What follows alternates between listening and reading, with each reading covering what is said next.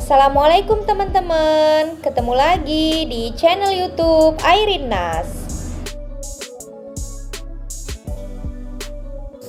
Makasih buat teman-teman yang udah ngikutin cerita aku sampai sejauh ini. Buat teman-teman yang baru bergabung, jangan lupa subscribe dan dihidupkan loncengnya ya, supaya setiap aku upload cerita yang terbaru, kalian dapat notifikasinya. Ku kembalikan uangmu mas, bagian 72. POV Author. Netra Yuni melotot mendengar ucapan Ambar. Apa? Katanya dia hamil, kok bisa? Apakah dia enak-enak dengan pacarnya? Siapa pacarnya? Apakah lelaki dulu yang kami tak sengaja bertemu di mall atau yang lain? Banyak sekali pertanyaan-pertanyaan yang Yuni ingin dapat jawabannya. Kenapa mbak? Tanya Rosita yang ada di sampingnya. Ambar hamil, sergah Yuni dengan wajah terkejut. Dia belum nikah kan? Tanyanya. Belum. Kok bisa? Entah, dia kan gak jelas. Sama aku aja gak ada hormatnya. Sekarang rasain tuh pergaulan bebas dia. Dia tuh gak mau dengerin orang lain, kata Yuni mencibirnya.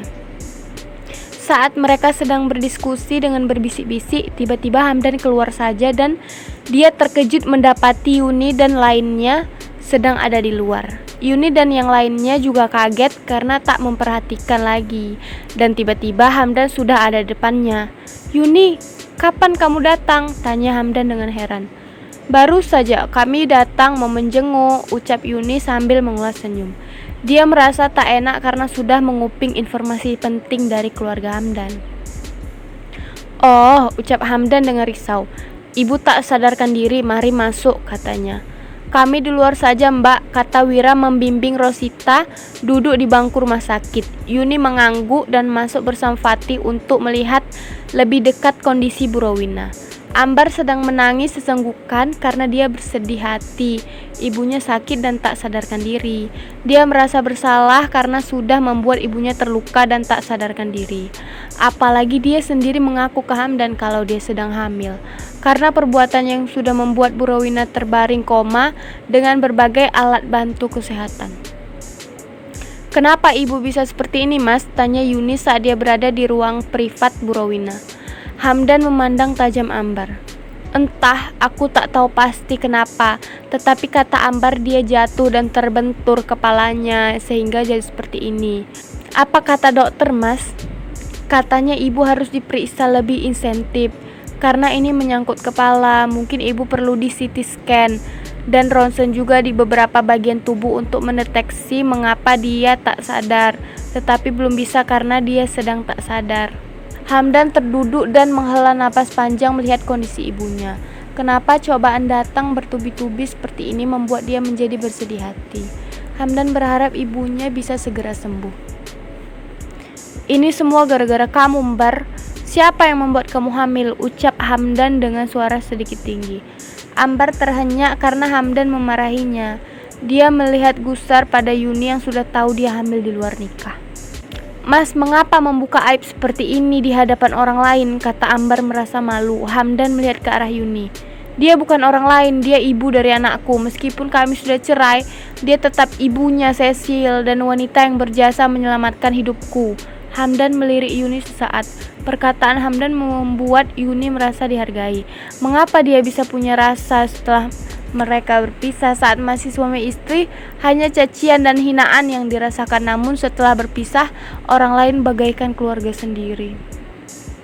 Kamu hamil Mbar, kamu padahal belum menikah. Yuni buka suara menatap Ambar yang sedang bersedih karena ibunya terbaring koma.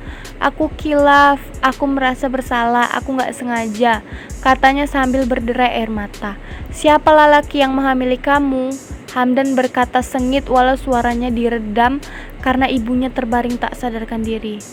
Anu, aku gak bisa katakan sekarang, aku gak bisa. Kenapa? Kamu harus katakan supaya kita selesaikan masalah ini. Kamu sudah hubungi bapak? Tanya Hamdan dan Ambar menggelengkan kepalanya. Hamdan mendesak kecewa pada adiknya yang sudah banyak menyusahkannya. Kenapa? Kamu takut? Bukan mas, karena gak tepat. Nggak tepat gimana, walau sudah cerai bapak harus tahu masalah ini, apalagi menyangkut kamu. Hamdan menuju wajah Ambar. Maaf mas, kalau begitu saya permisi saja dulu, saya pulang dulu, dan semoga Bu Rowina segera sembuh dan Ambar juga selesai masalahnya, kata Yuni merasa nggak enak dengan pertengkaran mereka. Terima kasih sudah mampir Yun, ucap Hamdan dengan lembut ke Yuni. Setelah itu Yuni keluar dari ruangan privat itu. Dia berjalan meninggalkan ruangan itu bersama Rosita dan Wira. Apa yang terjadi mbak? Tanya Wira setelah mereka berjalan pulang. Bu Rowina jatuh di kamar mandi, kepalanya terbentur dan sekarang tak sadarkan diri. Terus si Ambar hamil sama siapa? Tanya Rosita menyambung. Dia tak mau mengaku, kata Yuni. Mereka terus berjalan ke parkiran. Sampai di pintu rumah sakit, benar-benar secara kebetulan mereka berpapasan dengan bapak dan Ella, istrinya. Yuni, kata Ella ke Yuni, dan Yuni terkaget melihat mereka ada di sana. Bapak, ucapnya. Mereka berhenti sebentar.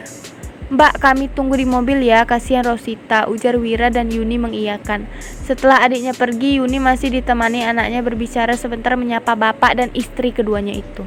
Siapa yang sakit Yun? Tanya bapak. Aku menemani adikku periksa pak. Bapak sendiri siapa yang sakit? Tanya Yuni berbahasa basi. Kami menjenguk keluarga Ella. Sudah mau kembali Yun? Tanya Ella ke Yuni. Sudah tante, saya mau pulang dulu ya. Oh saya lupa, kalau Bu Rowina beserta Lia istri Mas Hamdan sedang dirawat, ucap Yuni memberitahu. Mereka sudah di sini dan tadi Hamdan mengharapkan bapak datang. Sekalian saja Yuni memberitahu. Hamdan sudah menikah? Tanya bapak heran dan Yuni menjadi lebih heran. Bapak nggak tahu? Bapak nggak diberitahu? Bapak menghembuskan napas kasar dan merasa kecewa. Mungkin ibu gak suka melihat bapak lagi sehingga memaksa Hamdan tak memberitahu supaya acara mereka lancar, ucap bapak menghibur dirinya sendiri karena merasa dianggap orang lain oleh keluarga Hamdan. Yuni hanya diam saja mendengarkan karena tak tahu mau berkata apa. Tadi kamu bilang ibu dirawat, di mana dan kenapa? Tanya bapak lagi.